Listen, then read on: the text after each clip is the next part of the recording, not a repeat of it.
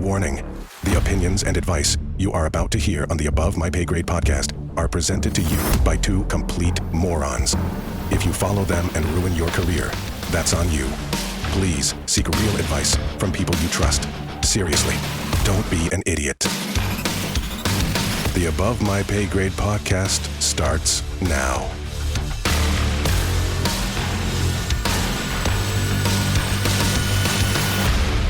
All right, Jimmy, let's do this. Episode 3, Above My Pay Grade podcast. How you doing, my friend? Good. How are you? Doing all right. Just, snowy day in New York. Freaking hate the snow. I'm so tired of it already. Yeah, I'm over winter. We Yeah. can get rid of this. Yeah. It's time for sun. I had to change the tire on my snowblower today. Oh, God. Luckily, your dad came over and did it for me because I'm an incapable idiot. So, I gotta get ready to leave for a work trip this week, Jim. Going out of town. You know, those are fun to go away to. You know, you look forward to it. And then when the time comes up and you're actually leaving, you kind of don't look forward to it. Because it's like, oh, it's kind of cool. I'm going to go away. I'm going. And I think you believe you're going to Vegas, right, Jeremy? Yep. See, that is a trip. And listen, I don't care what people say. What happens in Vegas doesn't stay in Vegas. No. We all know those work stories. People come home. And it's like, what did you do? Yeah. You have to tell your husband what happened, Karen. Yeah, I mean, it's gonna You got chlamydia now. Yeah, You can't yeah. just say, no, it happened in Vegas. It stayed in Vegas. It didn't stay. It fermented on the plane on the way home, and now you're You spreading got the itchy love scratchies everywhere. on your United flight. Those burns. Oh, boy. Yeah, Vegas. Great PR move. What happens in Vegas stays in Vegas. No, it doesn't. No, it doesn't. Especially when you go with a bunch of coworkers, you're at a conference. I mean, and whenever you're away, everyone sits there and likes to have a drink or two. And Yes. and I get it. You know, you're letting loose and all, but there's always that one more than one person actually, that just doesn't. Yeah, know. they It's take it too far. Yeah, we're not back in high school anymore. Yeah, it's not like, time to go do shots. This is not a frat party, Yeah. bro. This is your career. Yeah, exactly. Yeah. And it's like, you know, the boss is expecting you to be at that meeting tomorrow. That's the whole reason why you're out here is for the conference, not sitting in your room yakking, wishing you didn't drink all night. I did yell that out at somebody on a work trip once, like, no, your career, don't do that. Well, I mean, like, look, that's our topic for this week, going on a work trip. So, I mean, let's just start with the basics, man. Getting ready, you know, having to get in the mindset of it. You know, again, like you said, it's always great. Love going to see coworkers, things like that. But there's a lot that goes into, you know, not being at your house for a week. You know what I mean? So even just packing. Are you like a planned out packer or like? No, I'm kind of like the night before. I'll just make sure I have enough outfits. You know, I'll pack an extra one just in case, you know, I shit my pants. No, I'm kidding. Man. Just in case, you know, like something doesn't work out or, you know, whatever. But even no matter how much I've watched people pack, like, you know, I'm watching you go through it now. And it's just, I have to go to a meeting in May, and I'm not looking forward to it. You're already at thinking all. about what to bring. Yeah, Well, and it's not only that. You're going somewhere else. You know what the weather is like. Yep. You're thinking, oh, it's going to be freezing cold like it is here. And then you got to look at the Weather Channel. Let me see what it might be like. Let me see where we're going to go. And then this planning. It's just, I don't know. Well, I I'm definitely a last minute packer. You said night before. Like, night before I'm throwing laundry in so that I'm like, I'm going to throw some laundry in and then figure out what I'm going to pack. So I'm like starting that at like 10 p.m. the night before the flight. You know what I mean? I'm trying to do better this time. I got some stuff prepared already, but yeah, I'm definitely last minute. And it kind of sucks because, you know, at least when you're home, you have the choice of you get up that morning, I just don't feel like wearing this. I'm going to wear that. You have your whole wardrobe. Yeah. When you go away, you're limited. Yeah, you're like, I only have 3 shirts and I'm here for 3 days. I hope nothing goes wrong. Yeah. Meanwhile, at home, I change like 3 times a day because I'm spilling coffee on my shirt. Burn a hole in this one. And then you got to find a shop there. And you're going to be like, oh, look at this tool bag. You bought a shirt from the resort they're staying at. I'm not going to lie. I've forgotten things on work trips before, and the greatest invention in mankind is DoorDash. Because there's no panic. Like, after you get off your flight, you got like flight swamp ass. You go you go to your room, you check in. I don't know about you, but the first thing I always do is I always change my clothes. Like when I get, to the hotel, and I open up my bag and I'm like, Oh God, I forgot my underwear, man. I brought no underwear for a 4-day trip. So you got to DoorDash at that point, but at least you can, right? Yeah, that's In the old true. days, like our parents went on work trips, they just wore those dirty skivvies, man. There was no Uber to get them to the local J.C. Penney. They were doing the old sink wash. yeah, sink wash and hanging it up. They were like, I got to run to Montgomery Ward's and get some drawers. I hope Kmart's open still. Is there an Ames around here? Yeah, when there was no DoorDash, you forget your underwear. You got to get creative. Yeah, but it's amazing how lazy it's made us too. You know, our parents had to be like MacGyver. True. You know, figure Yeah. it out. Now it's like, let me DoorDash a belt. Yeah, well, no, listen, I've done yeah, that too. yeah. Well, I did that. I've done that. I've DoorDashed a belt. And then on the next trip, I forgot my belt again, and I had to buy one in the airport. I'm like, why can't I just get this right? You know what would really help me? A checklist.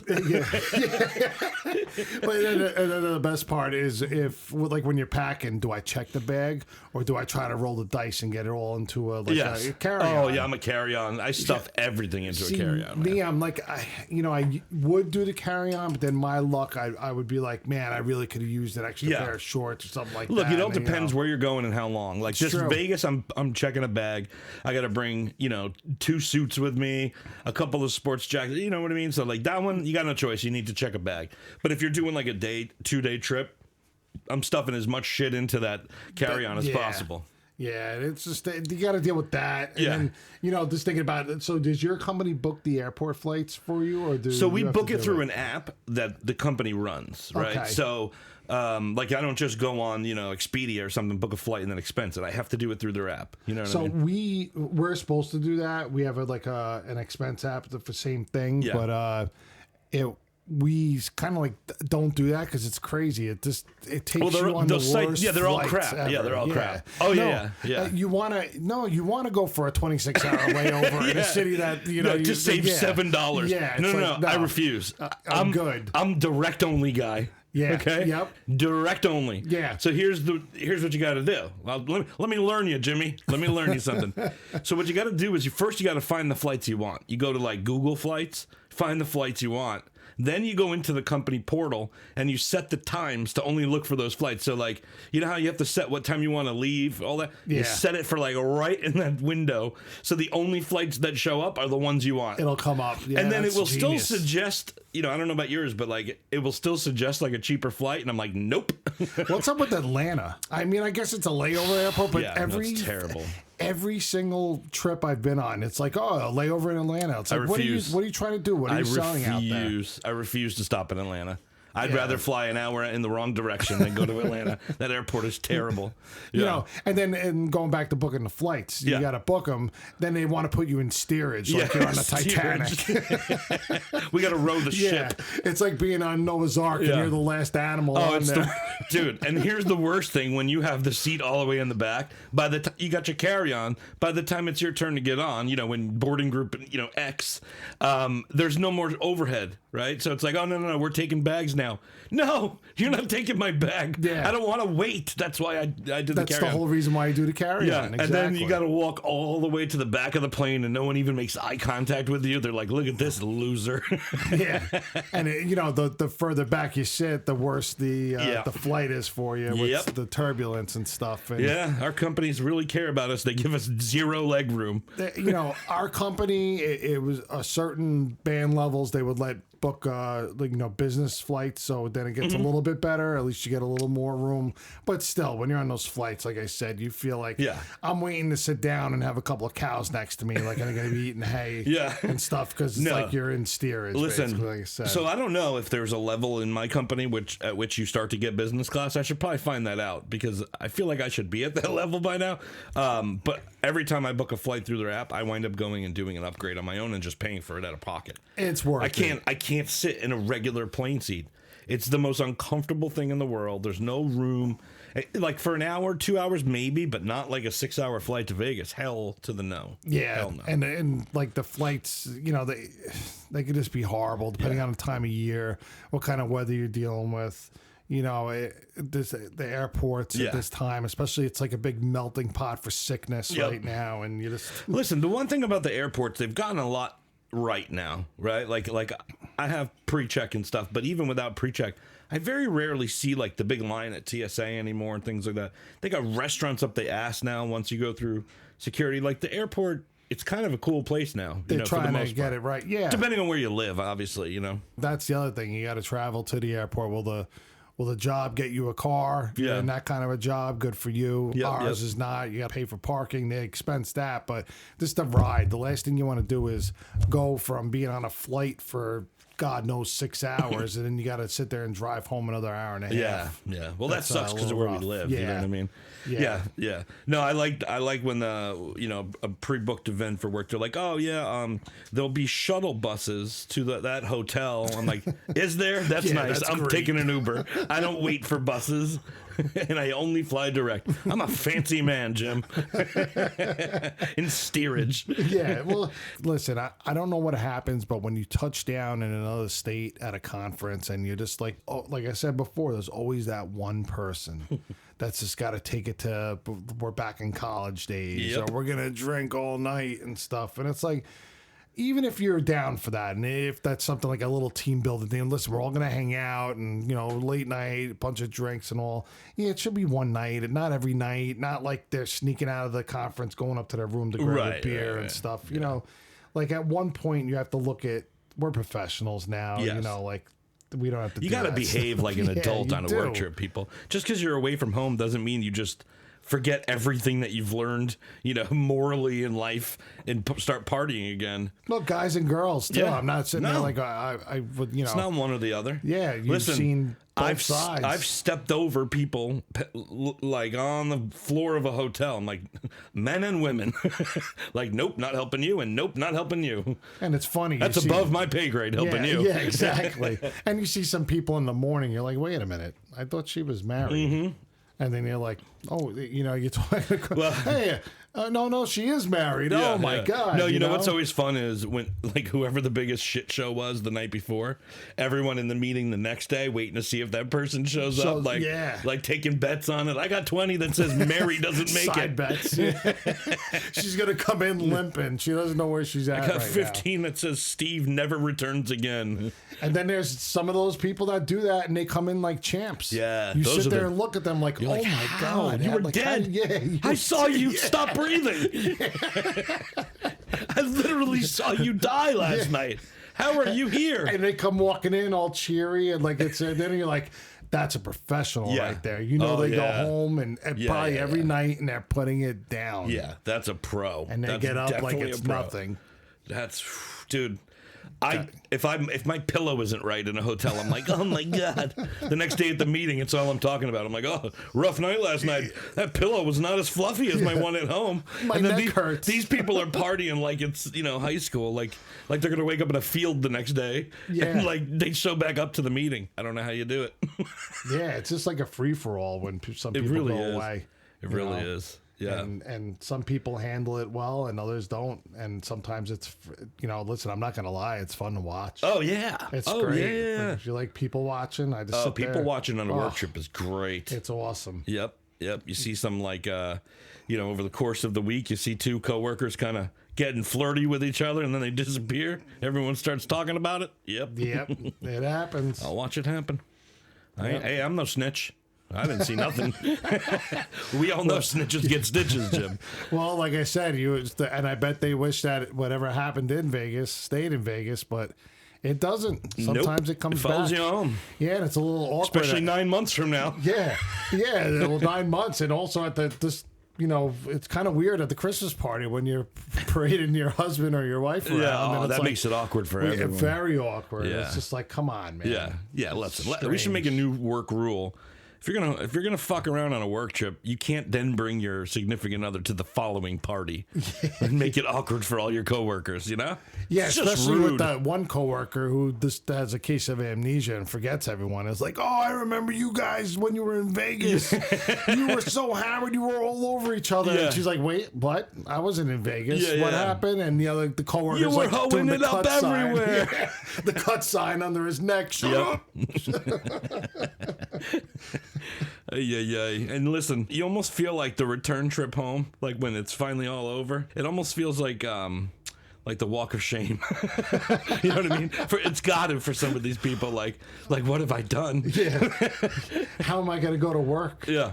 And then there's some people that, like I said, they're like champs. Yeah. They just don't care. I wonder. And they live their life careless. They have no worries. Yeah. So they're going to work like, yeah, I did that. Or yeah, that was me. I wonder how many people are going on LinkedIn on the flight on the way home because they know they fucked up really bad on the trip, you know? Yeah, and you know, like that's the other thing. When you go to conferences, it's not just your company you're representing. You're meeting all these other people. Yeah. They could be customers, they could be vendors, they could, you know, there's so much going on. Yep.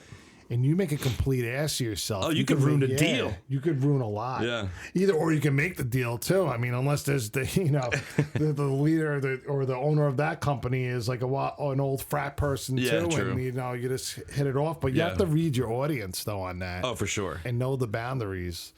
Especially when you know certain people are there. Usually with those kind of conferences, I know with our company, the executives go. They're not there to watch over us or anything like that. But they're there to, speak business with other executives and stuff like that. But you just don't want to make it look bad. You don't want the company to look bad, No. God, that must be so just mortifying. Yeah. Just imagine like your behavior cost the company a deal. Yeah. You know what I mean? I mean, like, I'm sure you're going to find out. Yep. I'm sure you will not be working for that company, especially if it's a deal they were really banking on. Yep. Yep. They have to do an about face. They probably have to meet with the company again. So just be on your best behavior when you go out there is what we're trying to say. That's it. Just be careful. Watch where you're at. Don't be an idiot. Yeah. Yeah. The other thing on the way home, man, like you get back in your steerage seat and you're exhausted because, like, let's face it, you barely slept the whole time, right? Yeah, I agree. Like, I can't sleep on work trips. I can't sleep in the hotel, right? Weird. And then on top of that, it's like you're done with your meeting. You have like just enough time to take a shit, and then it's time to go to dinner. Yeah. And then it's like you get back to your room, and you check in with your family, and then it's time for bed. And then it's time to do it all again the next day. So you're just exhausted on that Friday. And then like you get on your flight, and then you hear that baby start crying. Like, oh no, this is gonna be the worst flight ever. Or you see one of the people that had too much fun on a trip and they thought they could have it for the one night before they leave. The drunk person on the way home. And they're on their flight and they're battling that demon, man. They're sweating. Yeah. You see them get up and go to the bathroom a couple times and they look like total dog shit coming out of that bathroom. And you almost hope they get tossed off the man. flight before you take off. Yeah. I mean, at that point, listen, I make sure I download enough movies, enough shows. Yeah, no, same. I Bring just kind of noise canceling headphones with you. I plug in and tune it all out. Yep. I try not. I just sit there and every now and then I'm like, please just get through this flight. I just want to get home. No, yeah. The worst is when you're sitting down and you see those coworkers getting on the same flight as you, and you're just like looking down. Don't make eye contact. There he is. There's Pukey Paul from last night. Don't want to hang out with him. Yep. And then people, you wish that they would forget, but they don't. No. You go to the same conferences. There's one usually in the spring and one in the fall. And even if you skip one, it's been a year, and you're like, maybe they won't remember. Yeah. Maybe it's a fresh start. They for remember. Me. They remember, man. They remember. They see you coming. They're like, here comes old syphilis Steve walking down in the lobby of the hotel. Sauced up Tammy's walking by. Let's probably go to get a beer right now. I bet there's Bailey's in her coffee, and that, you just become the talk of the town, and then that's it. That's when you say, I don't think I'm going to go to that conference. I'm feeling sick. It's 3 months away. What are you talking about? That's hilarious. So yeah, time to head out and go on that work trip. Yeah, that sucks. I know the feeling. And look, I'm actually looking forward to it. It should be fun. Yeah, it's gonna be good. I mean, like overall, they're always a positive experience. When you get home, you're like, all right, that was rough, but I made it, and it was good. Got to see some fun people, whatever. So it's all good. And it's funny when you go on those trips. It's like I know how I am. Like the first day or two, all right, it's good, but after that, I just want to get home. Yeah, I like to sleep in my own bed. There's just something about having the routine that I have. Yep. Others like they could stay out there for weeks on end. I'm just like, Dad, it's not me, man. Do you when you're at like the hotel and like you're starting to get tired and people are like, well, dinner's over, let's go get a drink or something. Do you have the FOMO, or are you more like, I'm going to my room? No, so it's funny you say that. It depends on the audience. I've gone where vice presidents and would want to go out after, say, oh, we're gonna, and they're very selective on who they pick, and so they pass you up. Got it. Totally Totally get it. I would do the same. Now, but thankfully back then, they'd be like, oh, we're just a few of us. They didn't want everyone to know because they have to put that image up in the company that they're not big drinkers or whatever. But we're not going. Yeah, and they don't out. want the douchers coming on the trip with them. Yeah, coming out to dinner. Usually go to a nice steakhouse or whatever, and then you have a couple of drinks after you talk. Sometimes work. I'd rather not talk about work. Oh yeah. Usually when you're out of it, trying to talk, learn a little more about them, and vice versa. I make announcements on work trips because I usually present during these things. I make literally making announcements that I have a 2-drink maximum on work-related conversations at night. I refuse to have you wine breath me work questions in my face at 11 o'clock. I'm like, ugh, go brush your teeth. Yeah. And shut up. You're too drunk to talk about this. I try to play that responsible person, and I am. Listen, there's nothing wrong with going back to the hotel room and just relaxing, taking a shower, watching some TV, just calling it a night. Yep. I have no problems being like one of the first people to say, I'm going to turn in and stuff, kind of showing that I'm not going to be out there drinking all night long and stuff. But I didn't miss out on enough where it's like you should have went. I go back and forth where I'm like, that's it, I'm going up. I'm tired, man. And then I get to the room, I'm like, damn it, I'm going to miss something good. I know it. I know if I stay in this room, get your ass back down there. You talk yourself into it. Next thing you're in the elevator going back down. You walk back in, they're like, hey, I thought you went to bed. Yeah. I'm back. And then other times I'm just like, you know what? Somebody could get shot and I don't care. I'm staying in this room. I'm watching TV for 12 minutes and falling asleep. Yeah, it's something about getting your sleep. And it's nice to go out. Listen, nice to go out with people and catch up. But at the same time, like I said, there's something about coming back home from those trips and just being thankful you're back and trying to get back into the routine. And genuinely miss your family, too. Yeah. And friends. You it's nice to be back. Well, listen, I'm excited for everything we're doing here with Above My Pay Grade. Just so you know, if my plane goes down, I left all the passwords written underneath the keyboard here so that you can still get into all the accounts. This may be the last episode. Oh, that's it. We got three episodes. That's it. We tried. Whatever. There. Jimmy, come get some new Jeremy to join him. Again, I will haunt you, motherfucker. Yeah, so I'm sure some of you have been on some work trips. I'm sure there's some horror stories out there. Yep. I'm sure a lot of you could relate to what we just said. Don't be afraid to reach out to us at abovemypaygradepodcast.com. There's a submit page now where you can go in and just fill out a little form and it sends it right to us. You could share, work-related stories, compliments. No, just kidding. What do you want them to compliment? The way you look? Yeah, they can't even see you. No, compliment our how great our show is. No, but you could send us comments about the show. You could share horrible boss stories. We actually don't have one because we recorded this episode so close to the last one, and I haven't checked the account. But I promise you on the next episode, we will have those. So yeah, abovemypaygradepodcast.com, you could submit all that stuff right there. We make it so easy, Jim. Well, Jeremy, man, have a safe flight. I'll try. You're leaving on Monday, and might be a little windy, but you'll get there. Oh God, I still want you to play some slots for me. I'll do it. Slot machines, not slots. With that the New York accent. With the no, you get in trouble with that. All right, Jimmy, let's talk about Fiverr, huh? I love Fiverr. I've used that a couple times in my past for hiring freelancers. Guys, whether you're launching a startup, revamping your brand, or simply seeking top-tier talent, Fiverr is your one-stop destination with access to a vast network of skilled freelancers. It's never been easier to find the right expert for your project. Now's the time to go to abovemypaygradepodcast.com/Fiverr, Fiverr, and sign up for the Pro Plan. That's right, Jeremy. The Fiverr Pro Plan is designed to take you to the next level. Not that you need to go up any higher, but, it does offer unmatched benefits, including priority access to the top 1% of freelancers and advanced tools tailored to your success. With Fiverr Pro, you'll have the elite support you need to achieve your goals faster and more efficiently. Experience the difference. Sounds hot. Yeah, oh yeah. I had just thinking about it. I'm going to call up now.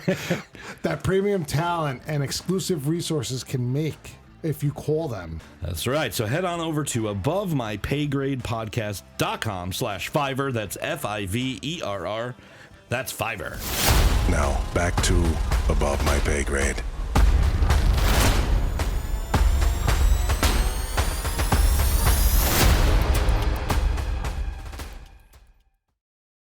All right, Jim, we got a new segment on the show that we're going to start. We're going to... I'm laughing already. Well, look, I was always a big fan of Dirty Jobs, that show. Yeah. Right? That was a great show.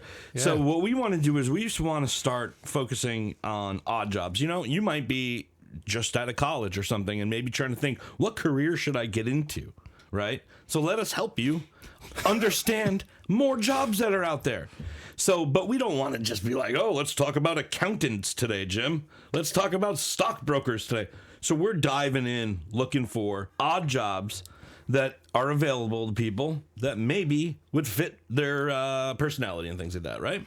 Odd jobs and the fact that you may not want that job, Maybe. but it's paying decent, and It might be the greatest job in the world. It's just odd. So we picked one. We were talking it Yeah. over, and I think there's one that would hit. This is the first odd job that, for whatever reason, came to our mind today. We were like, you know what would be a really weird job, a really odd job? The camera person for the TV show Catch a Predator, right? It's like...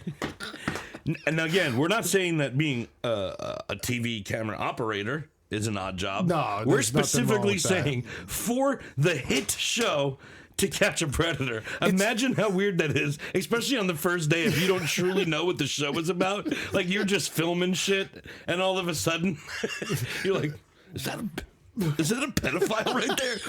Is this creepy? What the fuck? Yeah, hidden camera. I gotta put those up. Yeah, you got What? the hidden camera, and then so Johnny, you know, when you hear the host say whatever the key word is, you have to come around the corner. You got to come around the corner with your camera and start rolling. We want to get this on tape. And you're like, all right, whatever. And you're in the back, and you hear the guy reading the logs. They're like, listen, Ford pickup's gonna pull up, and the guy's gonna get out, but you can't let him see you. No, you got to hide. But you gotta film him, and you're Yeah. like, why? I don't understand. I'm like, why do I gotta hide? Yeah. All right, I guess this is part of the job. And then you sit there, and the guy pulls up, goes in, and you're like, wait a minute. I think that's Bill. I know Bill. And you're like, wait a minute, Bill's a pedophile. Oh my God.